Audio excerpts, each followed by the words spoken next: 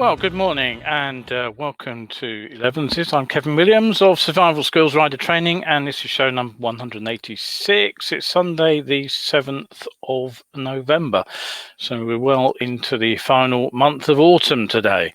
So what have we got for you in today's show? Well, we'll have a quick look at the Government Select Committee results on all-lane smart motorways. Zero have set what I think is an unhealthy precedent with App Store upgrades to their bikes. Norton are teasing CGI images of the upgraded V4 superbikes. CFMoto, the Chinese manufacturer, are entering Moto 3.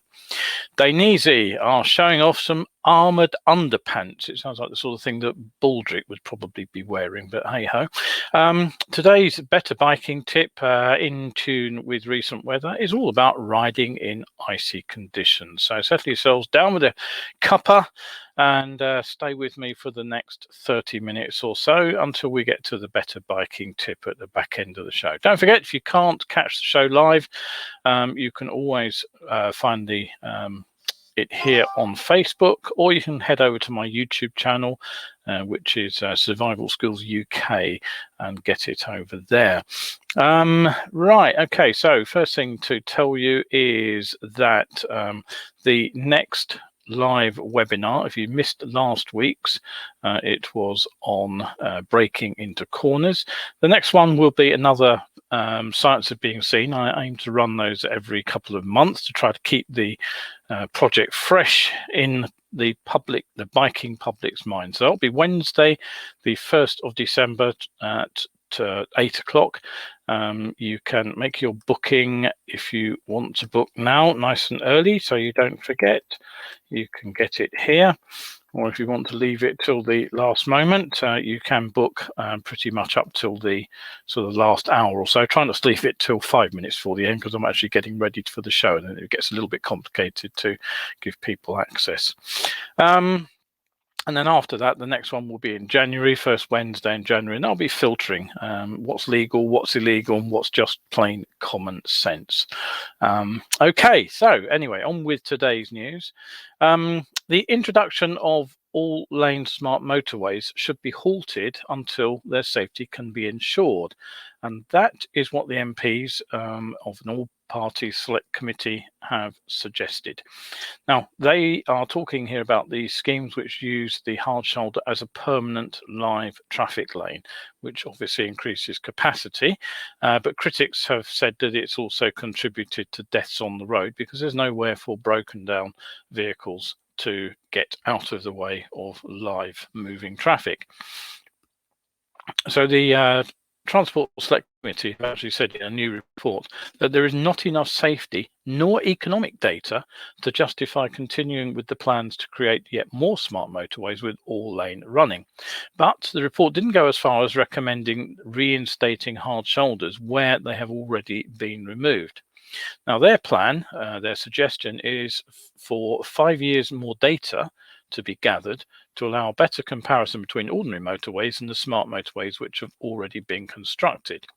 It described the government's decision in March 2020 that all future smart motorways would be all-lane running as premature. So what does that actually mean? Well, of course, there are some motorways which are smart where the hard shoulder switches between a closed breakdown lane, basically, and a live traffic lane, and this is signaled by overhead gantries. Personally, I find those the most confusing of the lot to use, because you know it's easy enough to say read the signs, but when you're on a busy stretch of motorway and you pull on, and you're only on it for 1 or 2 junctions, trying to work out whether you're actually in a live lane or a closed lane when you actually pull on isn't nearly so easy as it sounds. The other problem is that the timing means that you can be in a situation where you're on the hard shoulder and all of a sudden it's closed, and of course you have to get off because now the gantries also have traffic cameras on them which will give you tickets and fines for passing under a red X. So I find that the idea that you can switch between one and the other, the least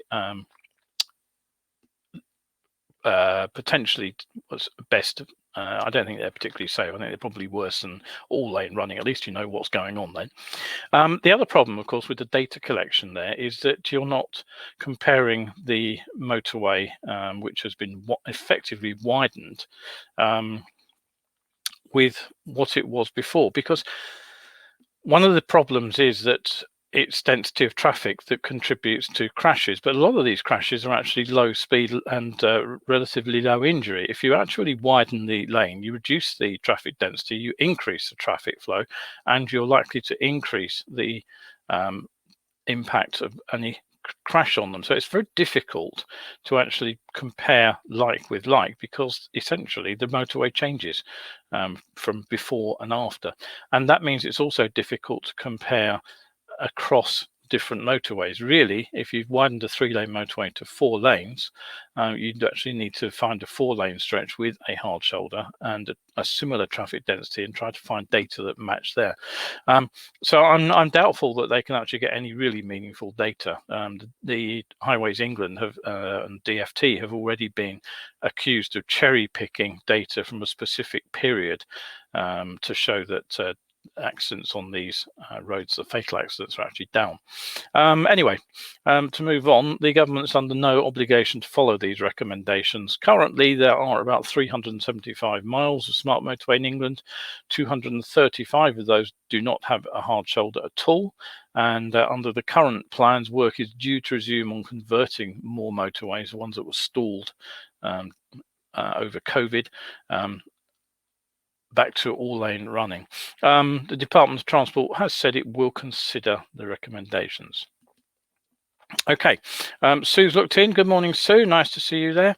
I hope everybody else is enjoying the show. Don't forget, if you have comments, questions, feedback, anything you'd like to say, anything you'd like me to cover on a future show, drop me a line and I'll try to get back to you during the show, or if I can't do that, it will be at the end of the show. I'll definitely respond when we've come off air.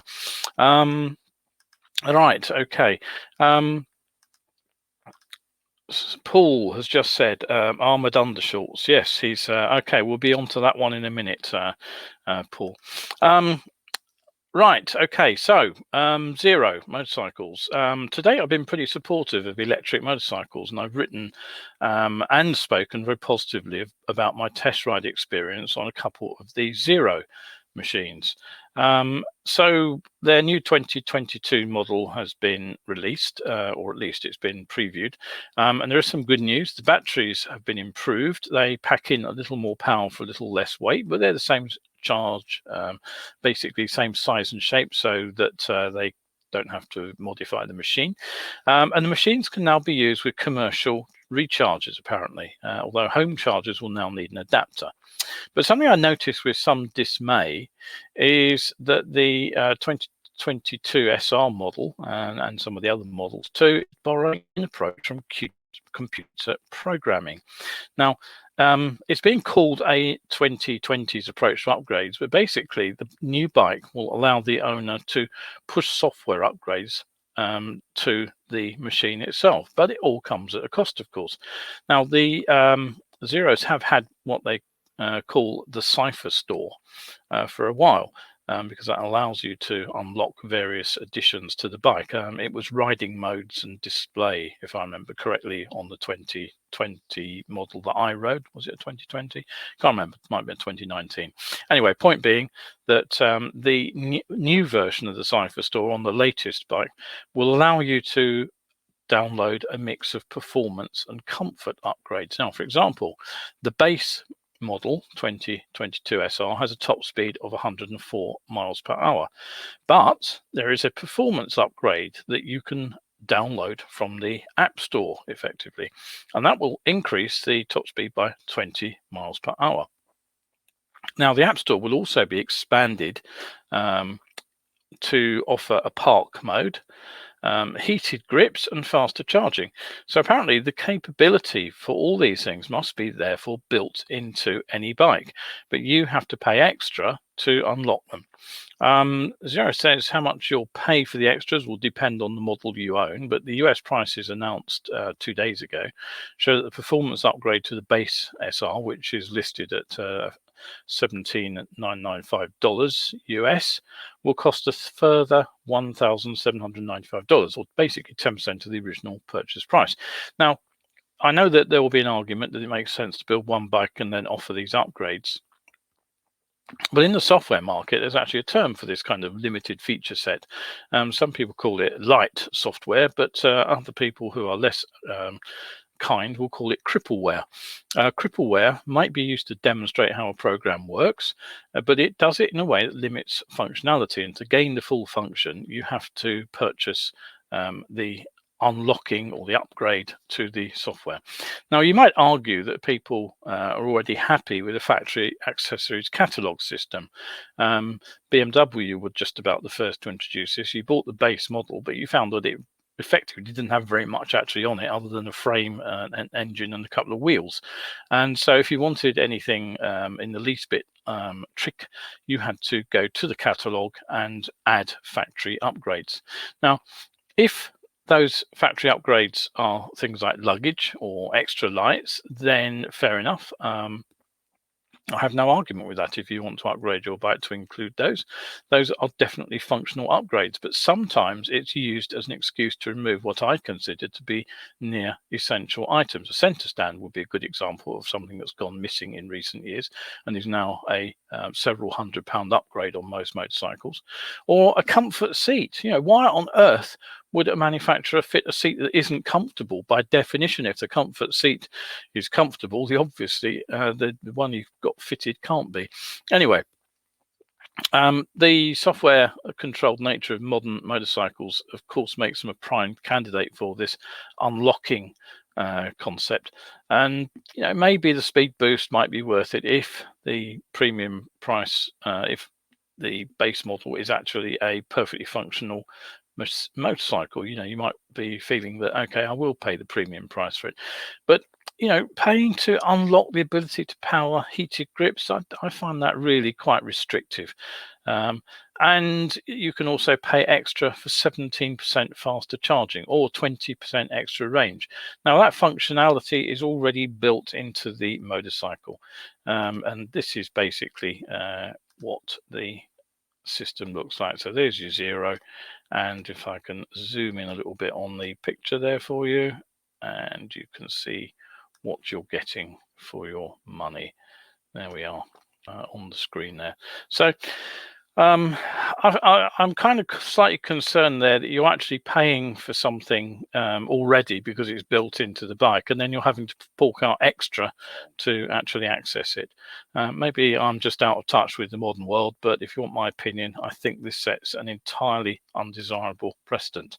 And I have to say, all I hope is that buyers vote with their feet on this one. Right, okay.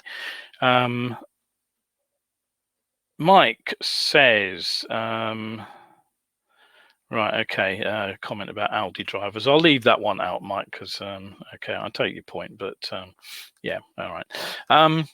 Back in the unashamedly petrol-driven end of the market, though, Norton have revealed a CGI images of what's said to be an all-new and re-engineered V4 motorcycle. The SS is now called the V4 SV. And as we were talking about when TVS actually took over Norton, it's intended to be the most luxurious British superbike ever created. Now, the model, the new model, is not so new as all that because it does draw heavily on the old model. Polished aluminium frames, the Brembo monoblock brakes, the Oleans suspension, and the carbon fiber bodywork all appear the same as before. However, what has changed, possibly even probably due to reliability worries, is that the outwardly similar 1200cc 72-degree V4 engine drops down by 15 horsepower from 200 horses to 185, and torque falls very slightly too. There's no indication yet. I was asked how Norton were getting on just a few weeks ago, and I said I would try to find out. So this is your answer if you were watching and you asked me that question. There's no indication of when we'll get to see these bikes yet in the flesh, and there's certainly no news of any release dates or let alone delivery dates or price for it yet. Okay, so just remember that Elevenses is every Wednesday. It's every Sunday. It's at 11 o'clock. I try to get these shows out live. Nearly always they are live. Very occasionally I might have to go out with a recorded one when I have other things to do. But generally speaking, they are live. So do set yourselves a reminder if you enjoy these shows. And you can always, as I say, catch them on YouTube later if you miss them live. In racing news, CFMoto, who I've talked about a number of times recently, not least in the last show when I was looking at their 650 adventure bike, they're actually planning to enter motorcycle Grand Prix racing in 2022, and they will be entering a bike in the Moto 3 Championships. Now, the team is rapidly expanding, and they have joined up with a German Prustel GP race team. And what they're going to be doing is competing in the 21 round Moto 3 Championship, and they'll be using a bike based on the KTM RC4 250. There it is. That's the bike in its glory in their colors. Why KTM? Well, the answer is that because KTM are actually a technical and operational partner of CFMoto, and they have been since 2013, when the Chinese bike builder actually began production of small capacity KTMs for the local market. The partnerships moved on, and the two manufacturers have a joint R&D building and manufacturing facility in Hangzhou. And you may recall that they're actually going to be using the 790 KTM engine, the one that KTM has stopped using as they've taken their bike out to 890. But they will be using the 790 KTM engine in their own range of big adventure bikes, which are due anytime soon. CFMoto have actually competed in domestic championships via their international subsidiaries for some time. And in fact, you may remember, if you've got a really good memory, they have had a factory bike at the TT since 2013 with varying success. This was a 650 twin. And the first few outings ended in breakdowns, but they have finished. I'm not even sure they didn't win one. I'd have to check my facts on that one, but they certainly have done much better in more recent TTs. So CFMoto's racing and development manager Suzanne said, entering the category and the Grand Prix Motorcycling World Championships means a new adventure for us and one we're very excited about. We're grateful to have some strong partners like the Prustel GP team, and we know the series is very competitive. We cannot wait to start, and we'll also look to challenge more international racing events in the future. We hope fans, especially the ones in China, will follow us on our journey.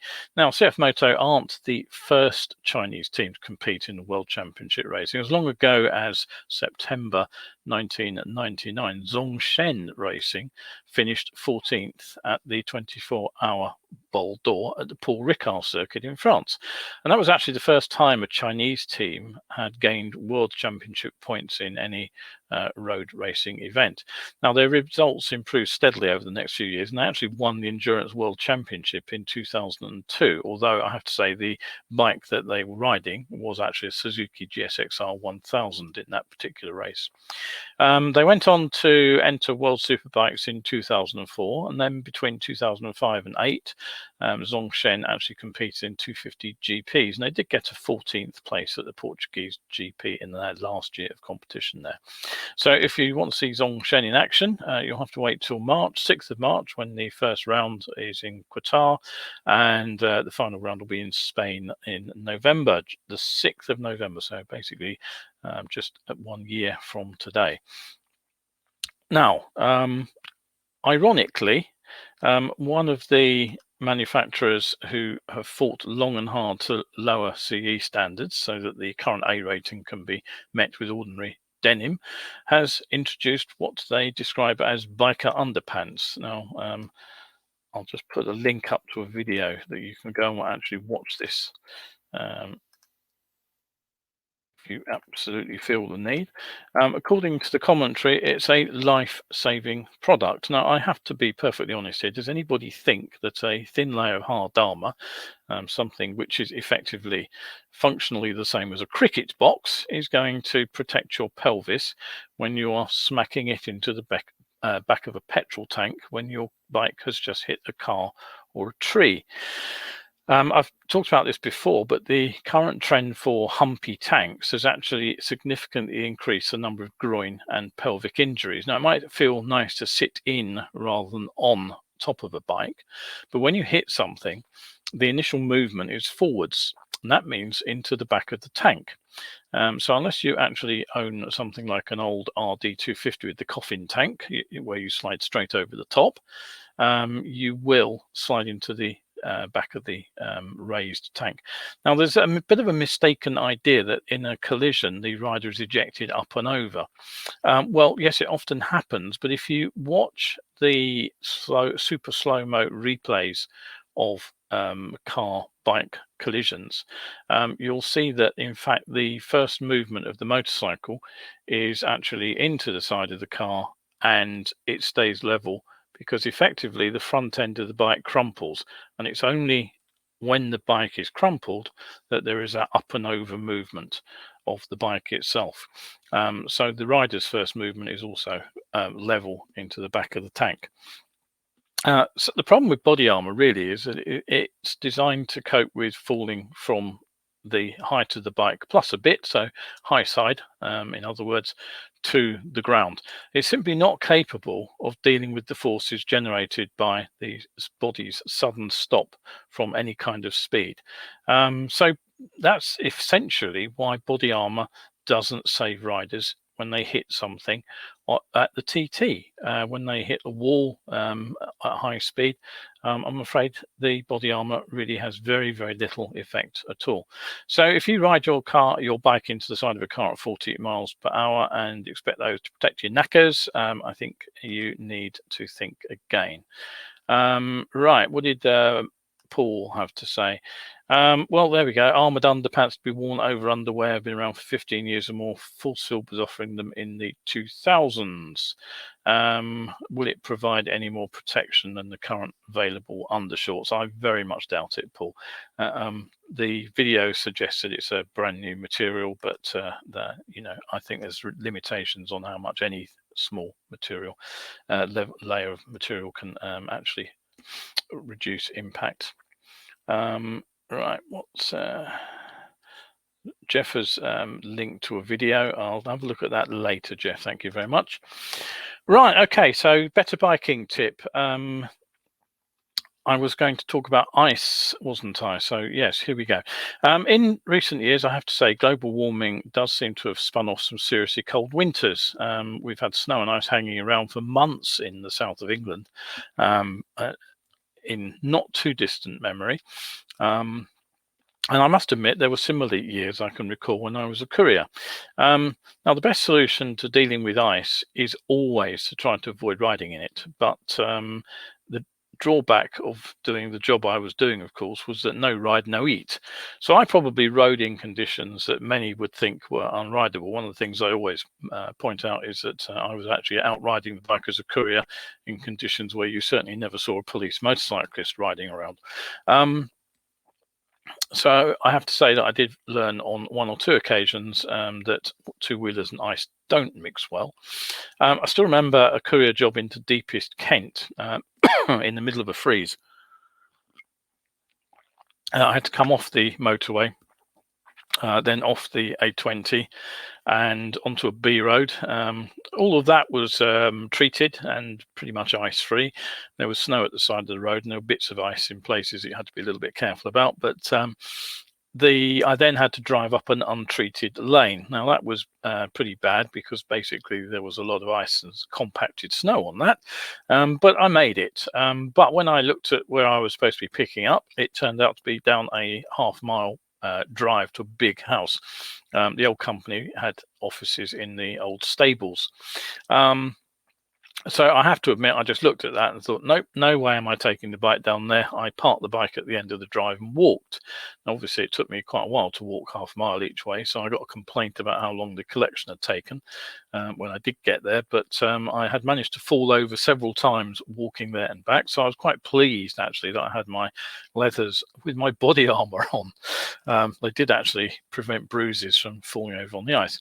Now, these days, of course, I'd have a bit more of a choice about when I ride. So if the weather looks particularly grim, there is a bad weather clause in my training contract with people. So if it looks like training is going to be disrupted, I will postpone it to a better day. And it's usually possible now to get at least 2 or 3 days warning of approaching bad weather because the weather forecasts have improved significantly. I know a lot of people say, but they didn't say it was going to rain. And well, when it's a shower, it's impossible to locate the shower with any accuracy. But when it's something like a band of cold weather and snow and ice, you can get that pretty much nailed on. So we can do the same, of course, when we're going out for a ride. We can look at the weather forecast. The recent cold snap that we've just had left some frost on the lawn on Thursday morning when I got up. I had to go out training on Thursday and it was pretty damn cold. But that cold snap had actually been predicted from at least the previous weekend. So we should be able to make some plans around that. But failing that, just get up, look out the window and see what you can see. If there's ice on car windscreens and on the grass, then the roads are likely to be slippery. So if it looks grim, just take the car, the bus, or leave the ride for another day. If you can work from home, do so. But if there's no choice, then it's time to do a little bit of thinking ahead. Although it can stay frozen all day in the worst of the cold deep freezes, it's most likely that freezing mornings after a clear night are going to be the issue, or when we're riding home late in the evening after the sky has cleared during the day and the ground has had plenty of chance to chill as the sun has set. So have a look at the where you're riding and think about what's likely to have been treated. Now, built up areas for starters are always warmer than the country roads nearby. You can feel this very distinctly if you ride in and out of London. The temperature suddenly plummets just about the time you hit the M25, simply because you're riding out of the built up area into the countryside. And so whilst roads in urban area might be clear because the temperature is a degree or so above freezing, there's no guarantee that just a mile or two away, when you're out in the sticks, where it's a couple of degrees below zero, that there won't be ice on those roads. So think about that. Back lanes are much less likely to be treated than main roads. And of course, residential streets are also likely to remain icy. Motorways will get the best possible treatment. Now, if cars have been running over the road, you'll find that heat from the tyres will usually melt the ice in the wheel tracks. But if all the surface is slippery, where do you ride? Well, if you have to ride on those kind of roads, my guess is that usually the least polished and grippiest bit of the icy surface is actually the rougher tarmac, which is normally in the middle of the lane. It's because that's where the cars don't wear the stone chips out. So a good indicator of a slippery bit of road, don't forget, is that it is shiny. Now, even if the road does appear clear, don't forget there might be colder frost hollows, or you might climb above the frost line if you're going into a hilly area. And this is the kind of microclimate effect that the Police Handbook Motorcycle Roadcraft talks about. Where else can we expect ice? Well, look for it anywhere that's shaded from the sun. Even in midwinter, the sun does produce some heat, and it will tend to clear the roads where the sun can get onto them. But if there's shaded areas behind buildings, even under trees, even behind a high sided vehicle that's parked, you can spot patches of ice. Watch out for where water pools, dips of the road, bottoms of hills. Keep your eyes open for water that's run downhill and frozen. Watch for runoff from springs and fields. Now, there's a nice bend on the road between Tunbridge Wells and East Grinstead in Kent, which I know very well indeed. A lovely, lovely, fast, sweeping horseshoe bend. You can take it at silly speeds. But halfway round the corner, you'll find in the middle of the bend, for no other reason, no apparent reason, there's a patch of shell grip. And I'll tell you why it's there. It's because there is a spring in the wood up on the side of the hill. And in winter, when the ground freezes, the water from the spring actually runs down the hillside and over the road. And that has led to many a crash over the years. So they have actually put an anti-skid surface on there to try to give cars some grip when that particular stretch gets icy. Watch out for car washes too. That I remember my brother actually doing a 360-degree spin when I was in the passenger seat. We came around the corner and people had been busy washing their cars in the car wash. The drain had frozen, the water from the car wash had gone over the road. It was basically a skating rink in the middle of the corner.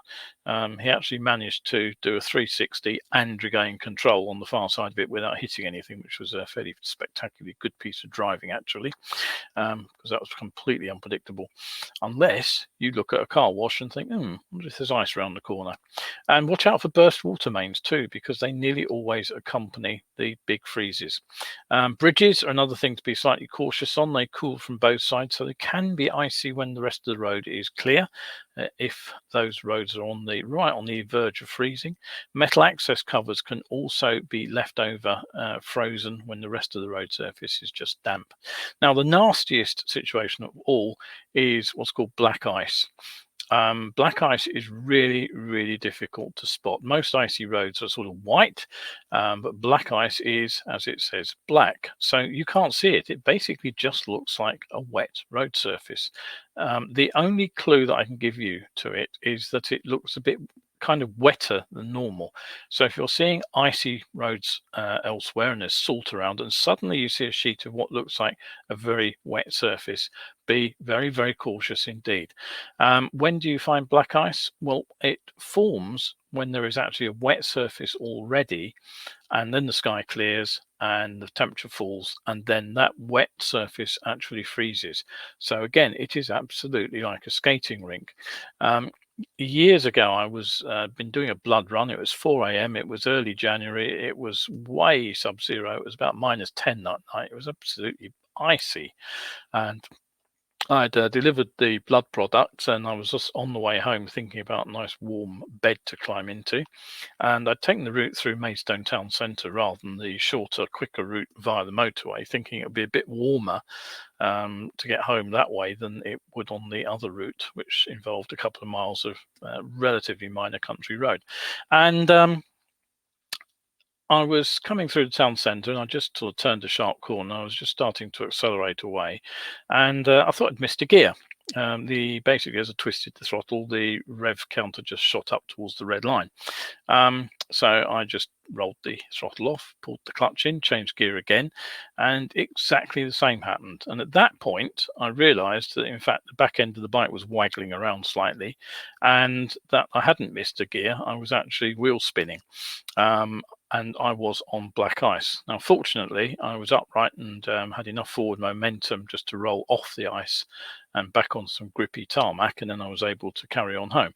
But had I been accelerating coming out of the corner, as so many riders are taught to do, as so many riding articles suggest we should do, I would have been on my ear. The only thing that saved me was that I was bolt upright before I twisted the throttle. So accelerating out of corners while you're still leant over is a big fail at this time of year. It's a ridiculously common crash as riders fail to adapt to new temperatures. So in any slippery conditions, slow in a straight line, steer on a constant throttle, and then accelerate only when upright again. I can't emphasize that enough. Make brakes, throttle and clutch movements smooth. Don't dump the clutch. Don't give it sudden handfuls of throttle. Don't grab the brakes, of course. Keep speeds down, and then you can reduce lean angles too.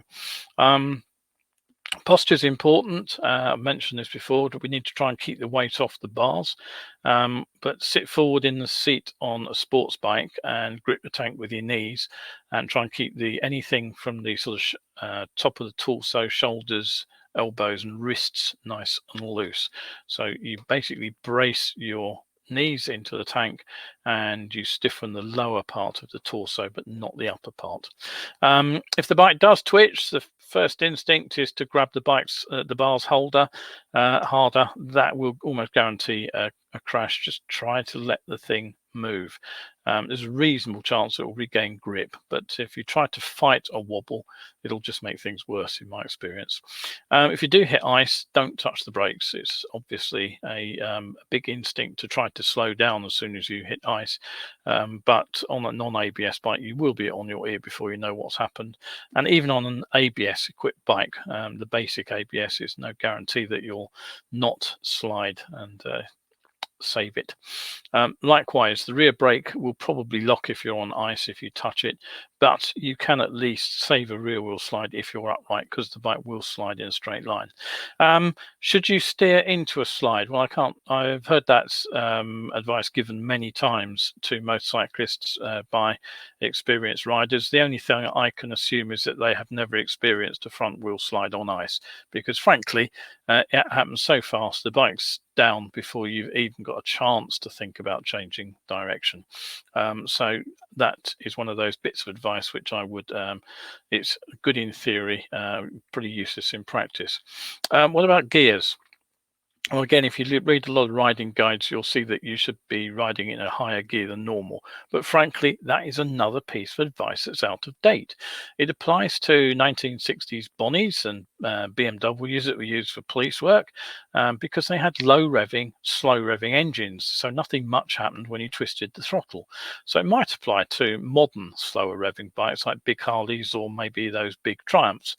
But frankly, if you've got a modern high revving, fast spinning engine in your bike, it's not going to work. If you ride in an artificially high gear, just to keep the revs low, think what you're having to do with your throttle. You still need the same amount of bang to get from A to B. So if the engine is not firing so often, it has to fire harder. You have to create a bigger bang to push you along. Now, that's how throttle and revs actually work. Now, think what happens if you lose traction at the rear end. The bigger than usual throttle opening will actually cause the engine to rev and spin up, unless you have traction control on your bike. Some years ago, I was on my GSXR 750, which didn't have traction control. I was in too high a gear, I admit it. I was using too big a throttle opening. I hit a slippery surface mid-corner and spun the back end up. The back end stepped out sideways and I just about avoided a high side, and this was all at about 10 miles per hour. So that is, again, another common crash at this time of year. Even if you've got traction control, it will kick in and it will certainly destabilize the bike because you'll almost certainly shut the throttle.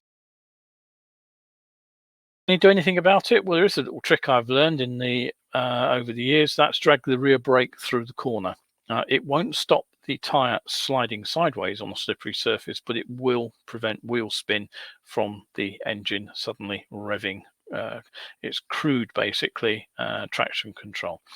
So I'm not saying ride everywhere in first gear, but what I am saying is take that advice to ride in a higher gear than normal with a pinch of salt if you're not riding a nice Royal Enfield single or something similar. So take it easy out there. That's today's better biking tip. Do aim to stay shiny side up. So just wind down with a couple of quick reminders. I'm still running training courses here in November, but we are exploiting fine days. Like today would be a good day. Monday and Tuesday are also nice forecast. So drop me a line if you're available at short notice. I can probably do something for you at some point. Okay, and don't forget, Science Being Seen back on Wednesday, 1st December. Even if you've seen it already, do tell other people about it and hopefully we'll get a good audience for that particular show. That's it for today. Thank you very much indeed for looking in, and I will see you again soon.